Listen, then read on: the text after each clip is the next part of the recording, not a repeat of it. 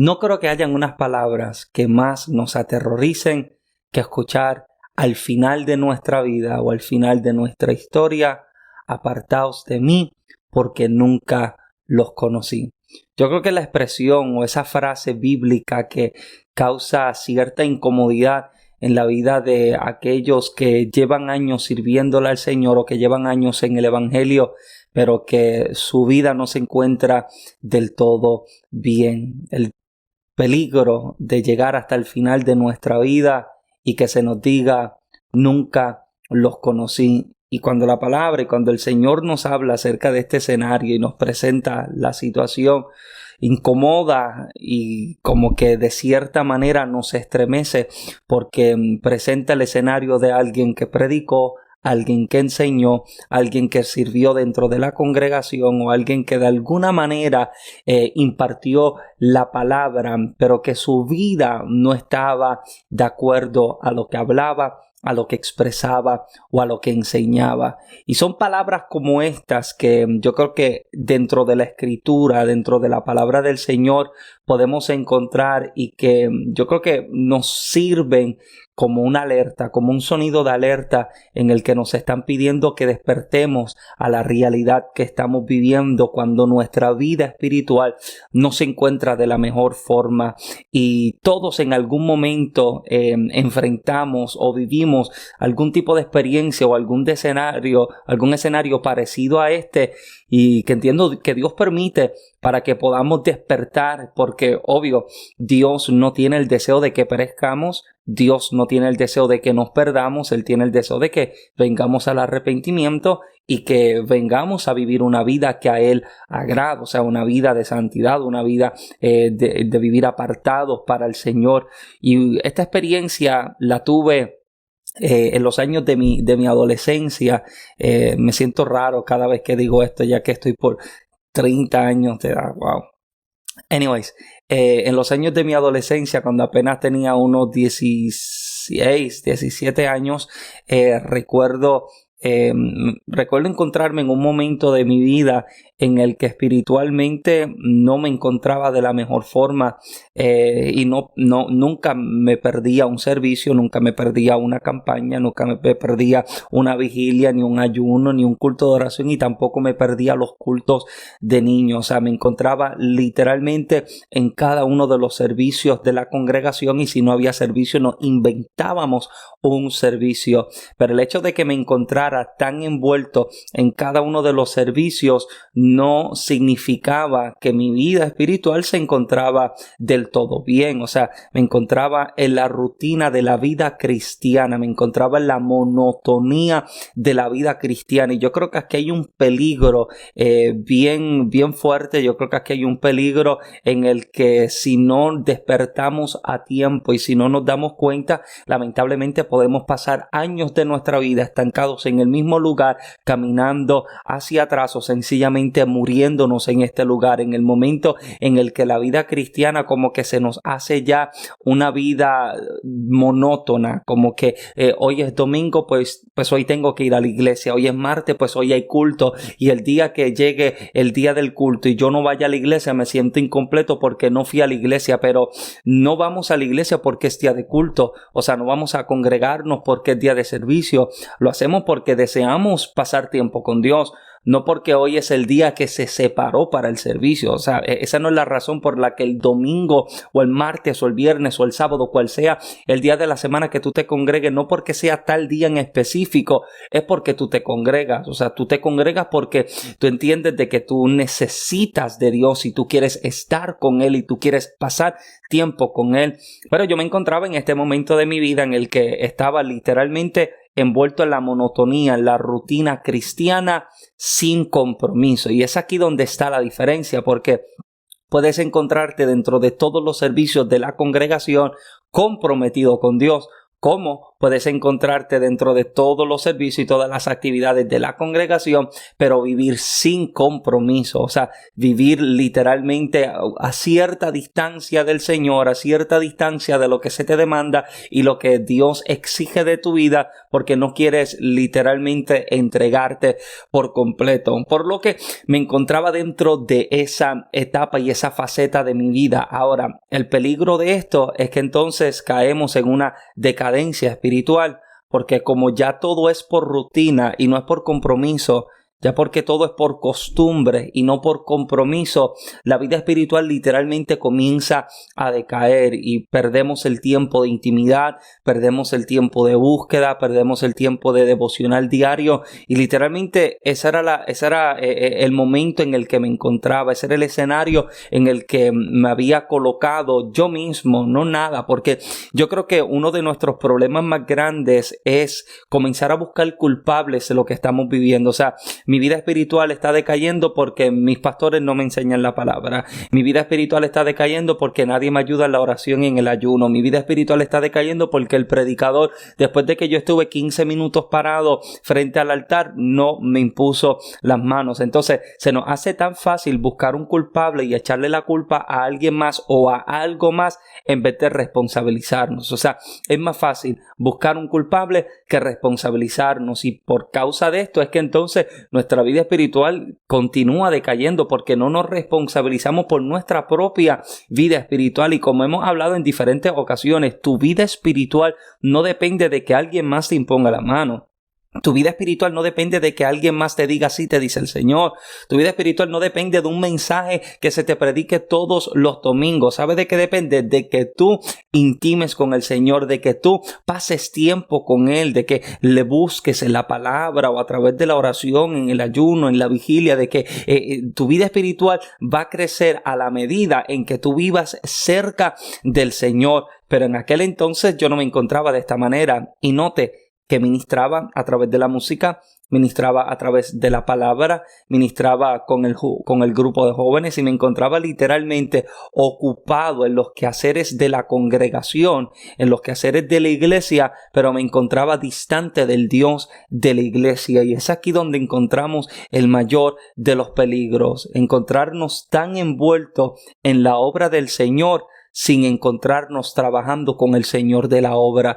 Y yo creo que el día en que podamos darnos cuenta de esto, el día en que lo podamos identificar y el día en que podamos darnos cuenta de lo que está sucediendo y cuál es nuestra distancia del Señor y en qué estamos ocupados y en qué estamos trabajando, yo creo que ese día nuestros ojos serán abiertos y podremos entonces despertar a la realidad que estamos viviendo y acercarnos entonces al Señor. Pero en aquel entonces mi intención o mi deseo o mi mentalidad era no mantenerme a cierta distancia, mantenerme al margen, mantenerme de cierta manera ocupado en ciertas cosas sin entregarme por completo, esperando a que Dios me entregara más. O sea, yo deseaba que Dios me llevara a algo más sin un compromiso.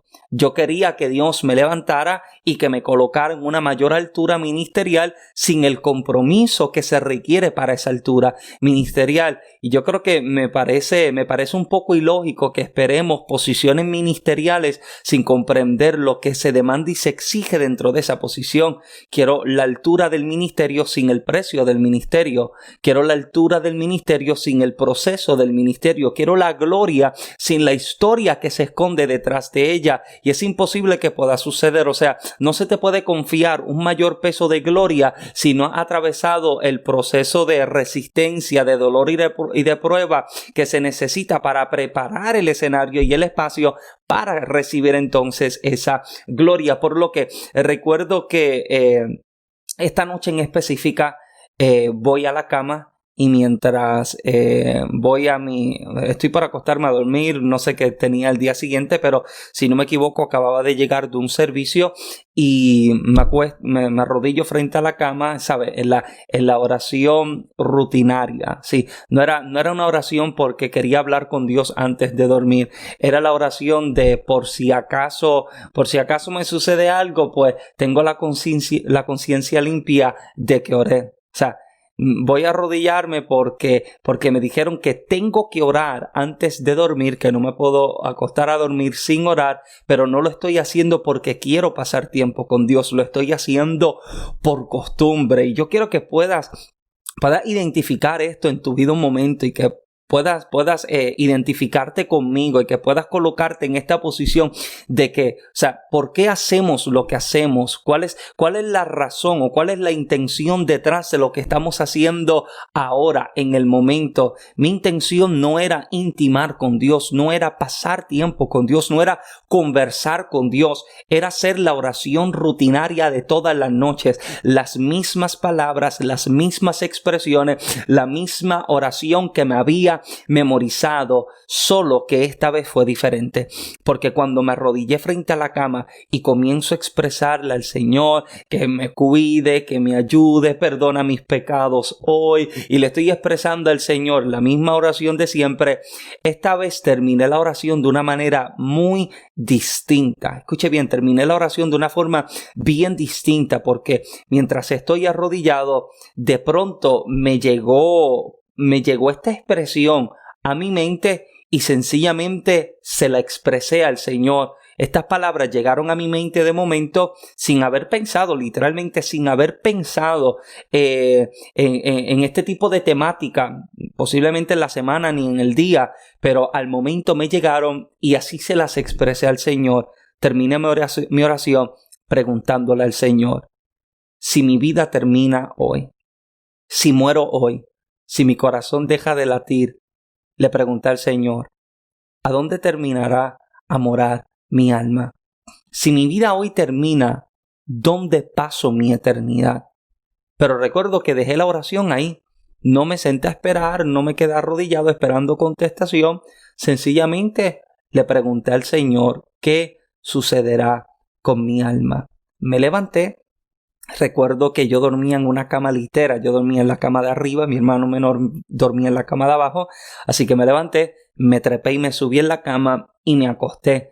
Pero recuerdo que me acosté como nunca, yo nunca duermo así, me acosté literalmente con mi cuerpo así mirando hacia arriba y con mis manos así en el pecho, y recuerdo que sencillamente cerré los ojos, y mientras estoy en estos 2 minutos de haberme acostado tratando de conseguir el sueño, recuerdo que escucho la voz del Señor que me habla y me pregunta: ¿quieres saber dónde termina tu alma si mueres hoy? Y recuerdo que cuando escuché las palabras del Señor, al instante comencé a verme en un lugar donde lo único que yo podía ver era mi cuerpo cubierto en llamas, y lo único que yo podía escuchar era mi propia voz gritando: Señor, por favor, ten misericordia de mí. Recuerde que yo predicaba, yo cantaba, ministraba y trabajaba en la congregación, pero me había encontrado en un momento de mi vida tan distante del Dios con el que yo quería trabajar tanto. O sea, me había enfocado tanto en la obra, pero no en el Señor de la obra.